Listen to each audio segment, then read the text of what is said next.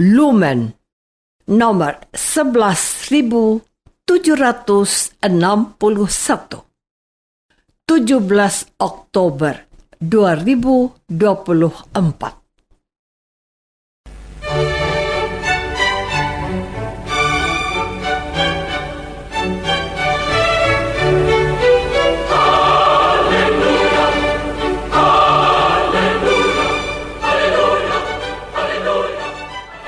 Saudara pendengar di segenap penjuru tanah air, selamat bergabung dengan Lumen Indonesia. Lumen Indonesia, siap melayani Anda setiap hari. Saudara terkasih, marilah kita bersatu dalam Tuhan kita Yesus Kristus yang tidak berubah dahulu, sekarang, dan selama-lamanya. Allah Sang Maha Rahim mengasihi dan menerima sebagaimana adanya kita. Allah Bapa kita di surga senantiasa bersedia menolong, menghibur, dan meneguhkan kita dalam menghadapi segala permasalahan hidup sehari-hari.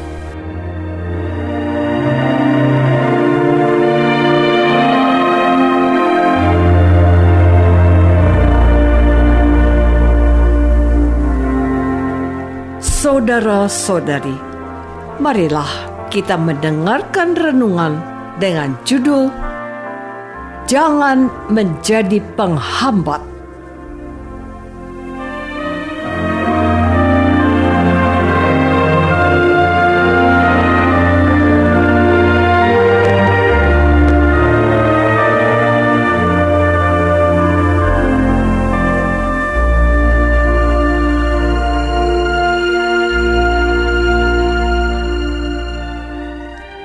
Yang berdasarkan pada Injil Lukas bab 11 ayat 52. Celakalah kamu, hai ahli-ahli Taurat, sebab kamu telah mengambil kunci pengetahuan. Kamu sendiri tidak masuk ke dalam, dan orang yang berusaha untuk masuk ke dalam kamu halang-halangi.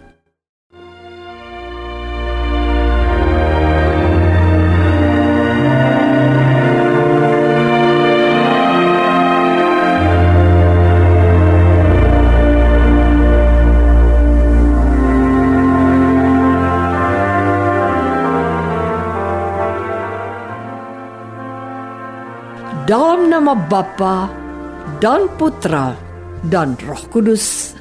Amin.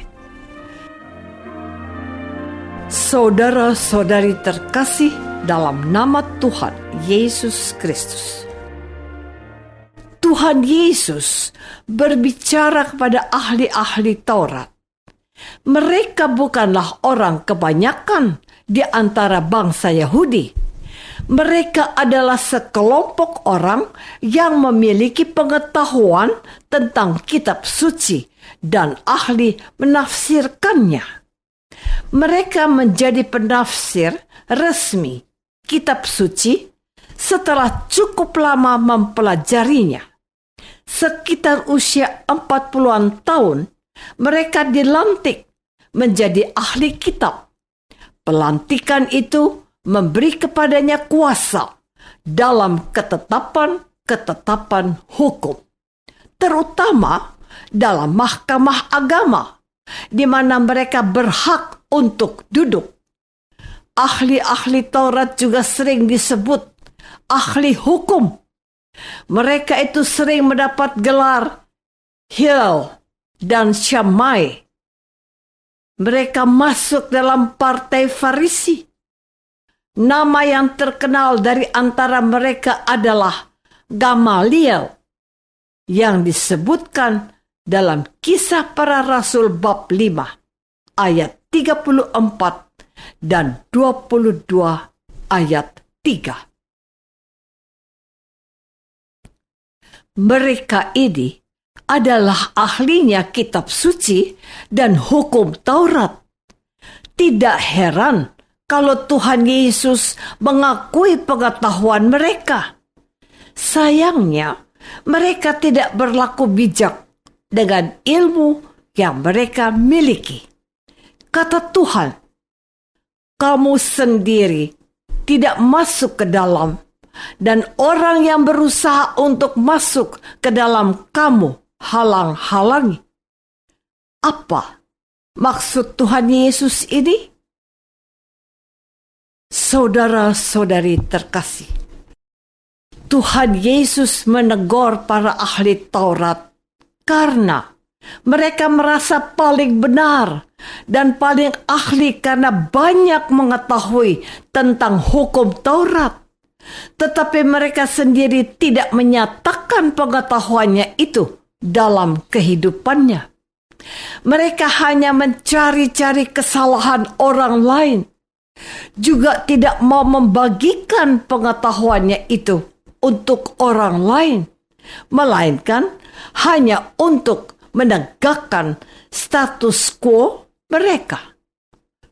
Contoh yang paling bisa kita temukan dalam kisah Injil adalah bahwa mereka mencari-cari kesalahan para murid Yesus yang melanggar hukum Sabat karena memakan gandum pada hari Sabat.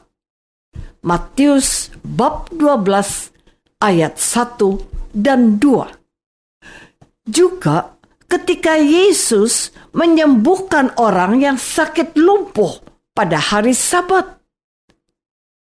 Serta masih ada banyak contoh-contoh lain yang dicatat oleh penulis Injil suci. Para ahli Taurat itu bukan saja menegur Yesus dan para muridnya agar tidak melanggar hukum Sabat, melainkan juga menghambat tindakan kasih yang dikerjakan oleh Tuhan Yesus. Jawab Yesus kepada mereka, "Mana yang diperbolehkan pada hari Sabat, berbuat baik atau berbuat jahat?" Lukas bab 6 ayat 9. Saudara-saudari terkasih, izinkan saya mengedepankan ungkapan dari dunia hukum berikut ini.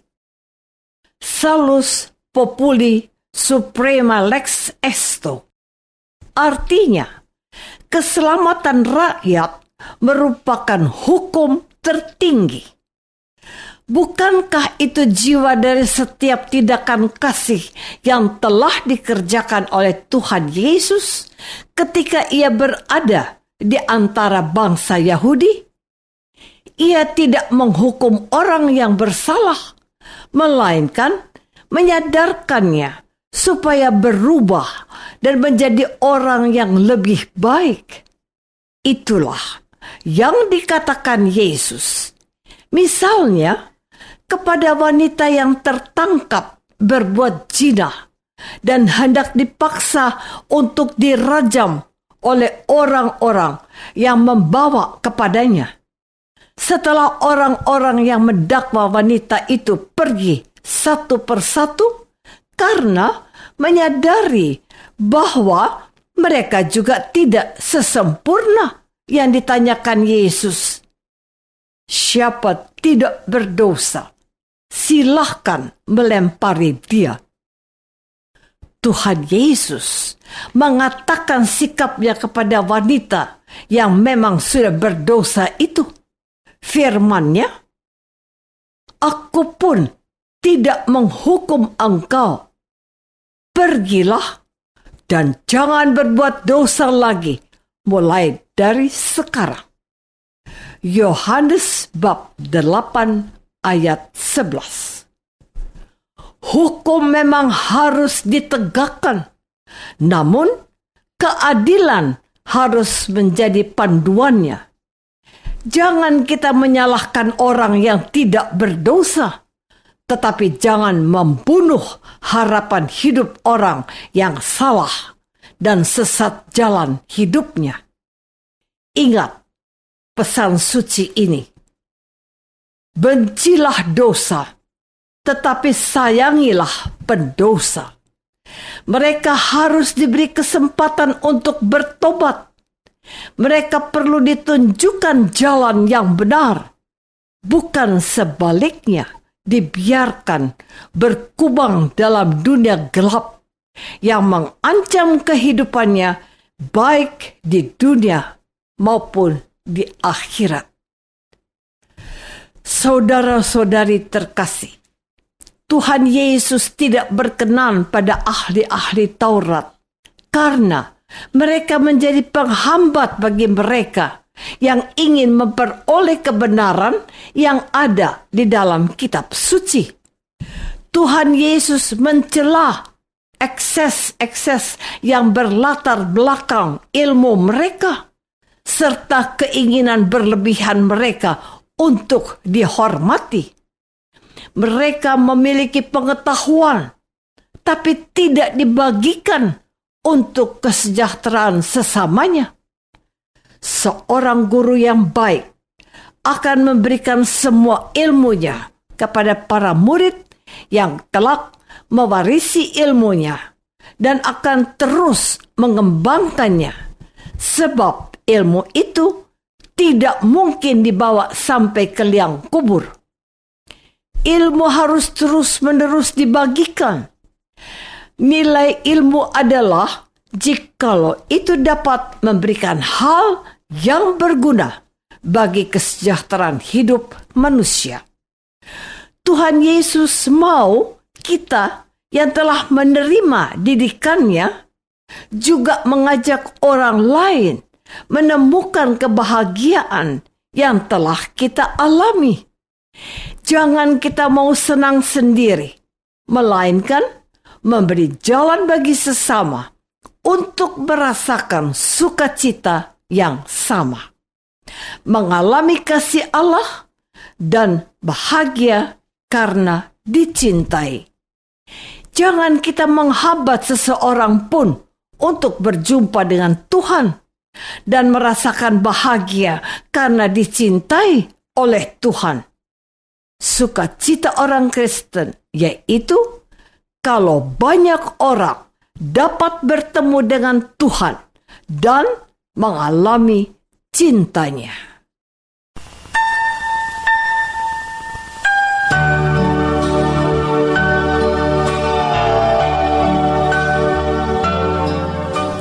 Marilah kita masuk dalam saat hening sejenak untuk meresapkan renungan yang baru saja kita dengar bersama dalam kehidupan iman kita masing-masing.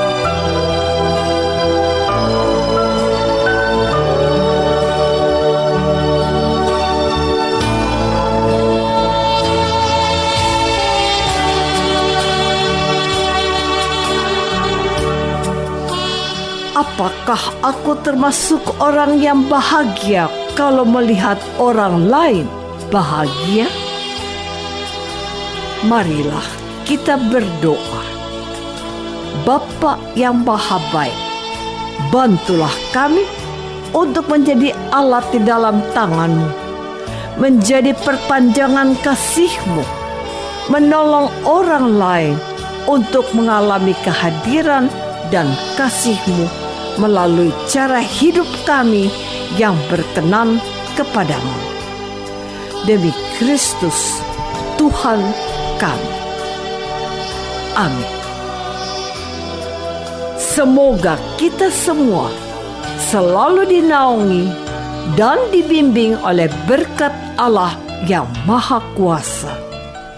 Dalam nama Bapa dan Putra dan Roh Kudus. Amin.